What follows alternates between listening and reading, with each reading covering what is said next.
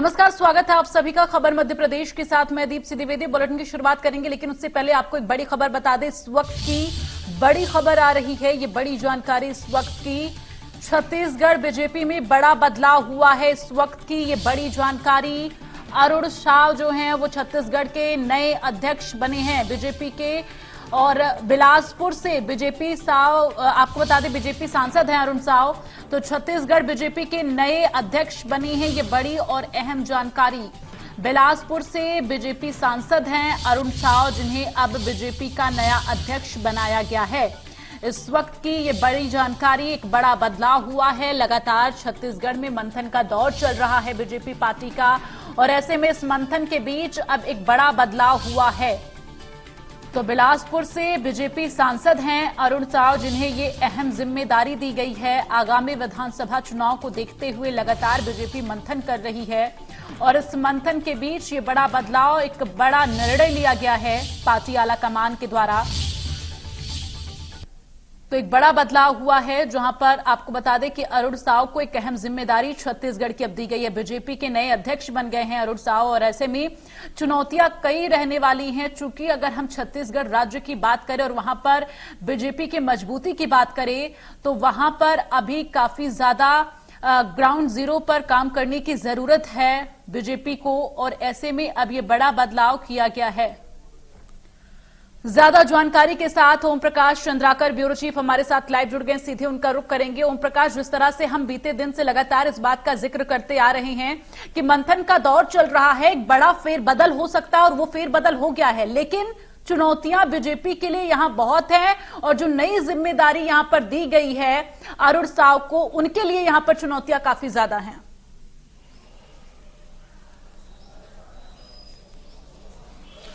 जी बिल्कुल ममता, जिस तरह से हम लगातार इस मामले को लेकर हम कहते आ रहे हैं कि किसी बिलासपुर के एक सांसद को जिम्मेदारी दी जाएगी, हमने ये ब्रेक पहले ही कर दिया था। अभी से नहीं, 15-20 दिनों पहले से इंडिया न्यूज ने इस खबर को ब्रेक कर दिया था।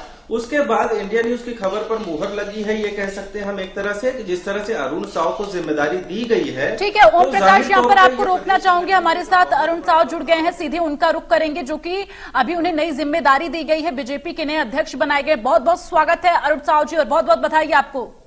थैंक यू, बहुत धन्यवाद। अरुण साव जी, सबसे पहला और सीधा सवाल, यहाँ पर जो एक बड़ी जिम्मेदारी आपको दी गई है, और ऐसे में चुनौतियां कई रहने वाली हैं, फिलहाल कैसे देखते हैं आप? निश्चित रूप से एक बहुत से छोटे कार्यकर्ता के ऊपर पार्टी ने, केंद्रीय नेतृत्व ने भरोसा किया है। पूरी ईमानदारी और मेहनत से काम करेंगे, और छत्तीसगढ़ में फिर से भारतीय जनता पार्टी की सरकार बने, इसलिए सभी कार्यकर्ताओं का साथ लेकर, सभी नेताओं का सहयोग लेकर छत्तीसगढ़ में फिर से कमल खिलाने का काम करेंगे। अब सबसे पहले आपकी क्या प्राथमिकता रहने वाली है? तो इनसे हमारा संपर्क टूट गया है। फिलहाल अब सीधे ओम प्रकाश का रुख करेंगे। लगातार हमारे ब्यूरो चीफ जो है जुड़े हुए हैं। ओम प्रकाश, अभी देखिए हमारे साथ अरुण साव जी भी जुड़े हुए थे, जिन्होंने अपनी बात रखी। जिम्मेदारियां यहां पर जो दी गई हैं पार्टी आला कमान के द्वारा, उन्होंने जिक्र किया कि एक छोटे से कार्यकर्ता को इतनी बड़ी जिम्मेदारी दी गई है, निश्चित तौर पर उस जिम्मेदारी को पूरी तरह से वो निर्वहन करने की कोशिश करेंगे।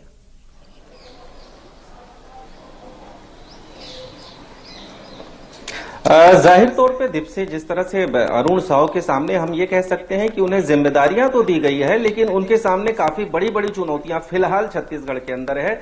बड़े बड़े नेता हैं छत्तीसगढ़ के अंदर, उनसे काफी सीनियर नेता है, और ऐसे में एक सबसे बड़ी चुनौती उनके सामने यही है कि वो इन नेताओं के बीच में सामंजस्य किस तरह से बिठाया जाए, और कैसे उन्हें एक ही धुरी पर चलने के लिए प्रेरित किया जाए। तो जाहिर तौर पर भाजपा संगठन के सामने ये एक सबसे बड़ी चुनौती है, और अरुण साव के लिए एक बहुत बड़ी चुनौती है कि इस तरह से इन अलग अलग धुरियों को एक साथ मिलाकर लाकर पार्टी को जीत का रास्ता अख्तियार तय करवाना है।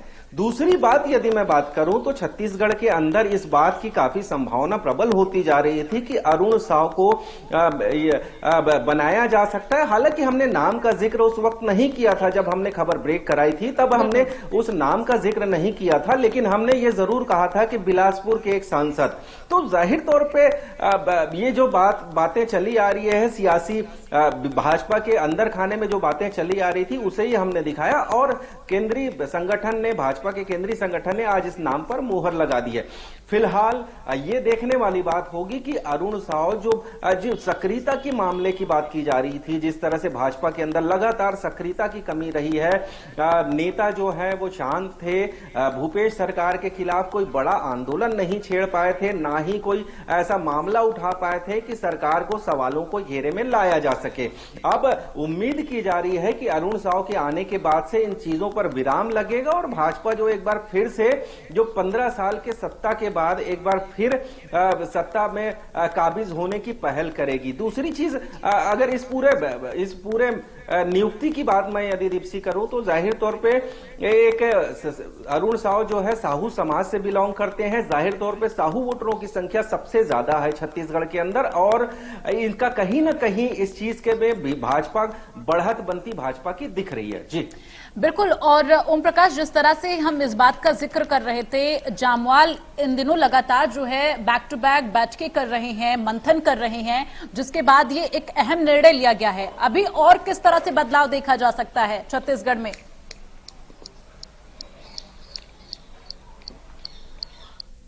देखिए, फिलहाल जो सबसे ज्यादा जरूरत जिस चीज की दरकार कही जा रही थी भाजपा के अंदर, जिस तरह से हमने कार्यकर्ताओं से बात की, वरिष्ठ नेताओं से बात की, तो हम लगातार चर्चा करते रहे। उनकी सबका यही कहना था कि एक जो नेतृत्व है, प्रबल नेतृत्व की दरकार है छत्तीसगढ़ भाजपा को, तो वो उस पर तब्दीली हो चुकी है। अब जामवाल जिस तरह से आए, उन्होंने तमाम वरिष्ठ नेताओं से मुलाकात की, उन्होंने तमाम छोटे कार्यकर्ताओं से भी मुलाकात की, लगातार उनका बैठकों का दौर चला, तो जामवाल ने इस चीज को महसूस किया और पूरी रिपोर्ट जो है वो केंद्रीय संगठन के सामने उन्होंने रखा और नामों पर मुहर लग गई। इस जामवाल के इस दौरे का प्रमुख अगर सियासी दृष्टिकोण से देखा जाए तो जामवाल ने पिछले दिनों छत्तीसगढ़ में दौरा किया था। उसका सियासी दृष्टिकोण यही कहता है कि वो पूरी संगठन की पूरी हर चीज से परिचित होना चाहते हैं और संगठन के अंदर क्या खामियां हैं उसे लेकर एक पूरी रिपोर्ट बनाकर वो सेंट्रल कमेटी के पास ले जाना है। तो उन्होंने ये काम कर दिया है। अब ये कह सकते हैं कि जिस तरह से भाजपा के अंदर जो तब्दीली हुई है, आने वाले और संगठन के अन्य पदों पर भी तब्दीली की गुंजाइश प्रबल हो चुकी है। जी बिल्कुल। और ऐसे में अरुण साव के सामने किस तरह से चुनौतियां रहने वाली हैं ओम प्रकाश, क्योंकि आप लगातार ग्राउंड जीरो पर देख रहे हैं चीजों को और किस तरह से वहां पर बीजेपी को काम करने की जरूरत है, या भली बात समझ सकते हैं। जरा दर्शकों को बताएं कि यहां पर किस तरह से चुनौतियां रहने वाली हैं अरुण साव के सामने।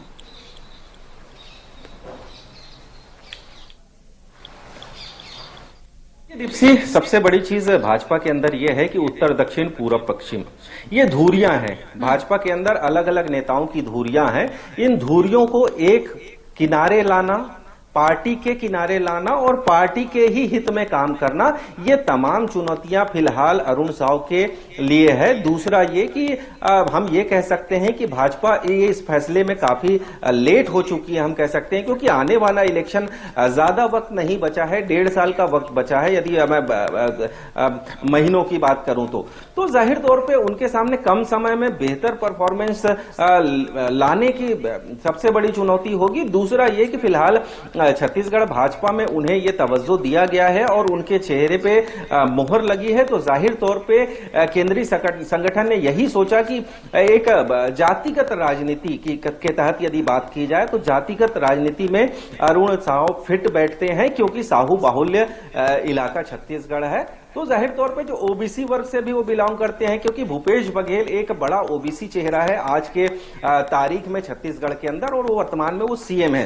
तो उनका काट बहुत जरूरी था भाजपा के पास, तो उन्होंने ओबीसी और साहू समाज पर दांव खेला है। जाहिर तौर पे इसका असर आने वाले वक्त में भाजपा के अंदर देखने को मिलेगा। साथ ही चुनौतियों की यदि बात की जाए तो चुनौती सबसे बड़ी अरुण साव के सामने यही है जो हमने पहले कहा। उसके बाद ग्राउंड लेवल पर जाकर उन्हें परफॉर्मेंस दिखाना पड़ेगा। जो ग्राउंड लेवल पर जो कार्यकर्ता खामोश बैठ गए हैं, क्योंकि उन्हें नेतृत्व तो पहले नहीं मिला था, तो जाहिर तौर पे जो नेतृत्व नहीं मिला था तो वो भी खामोश बैठे हुए थे, तो उनके बीच जाकर उनका उत्साहवर्धन करना ये एक बड़ी चुनौती, यानी कि जातीय समीकरण को साधने की कोशिश की गई है। इसके साथ ही अभी लगातार जामवाल वहां पर मंथन का दौर वहां पर उनका चल रहा है, लेकिन यहां पर पूरी तरह से जातीय समीकरण साधने की कोशिश जो है वो की गई है।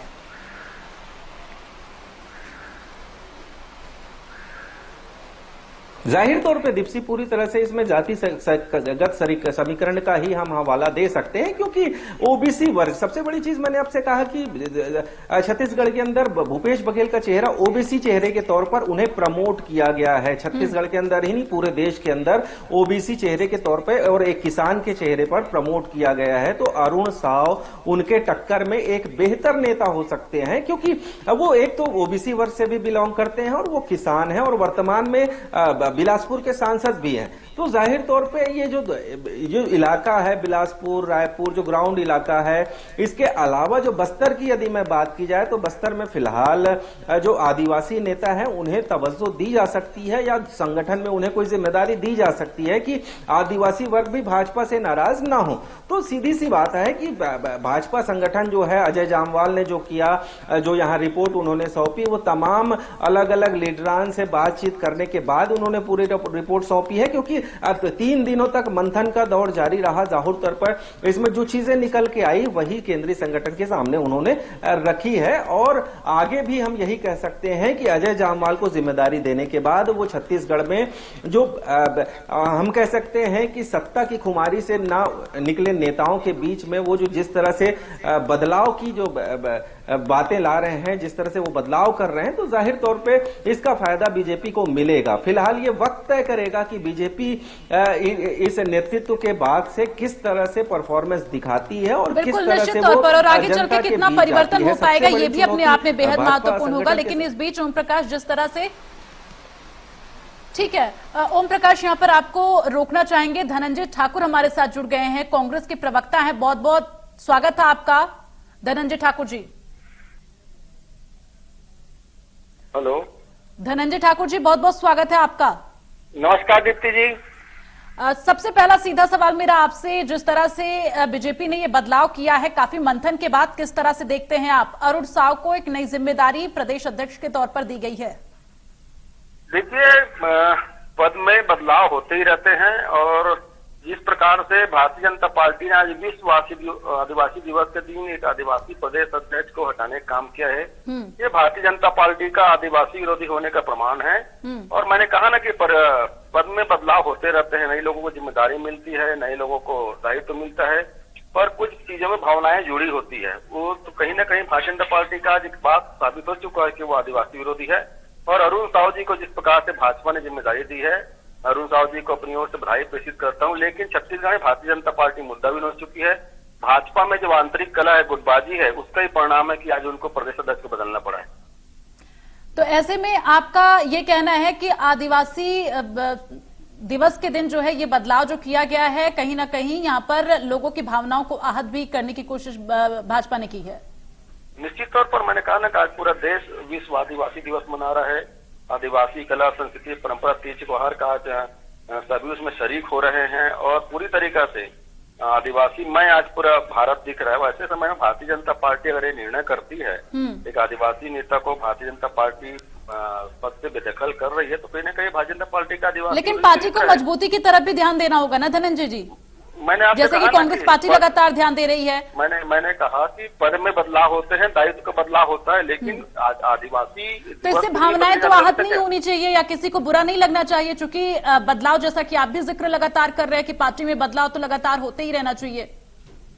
मैंने कहा ना कि दिन कौन सा चुना गया भारतीय जनता पार्टी द्वारा, आज आदिवासी दिवस है और आदिवासी नेता को हटाकर आदिवासियों की भावनाओं को चोट पहुंचाने का काम भारतीय जनता पार्टी ने किया है ना।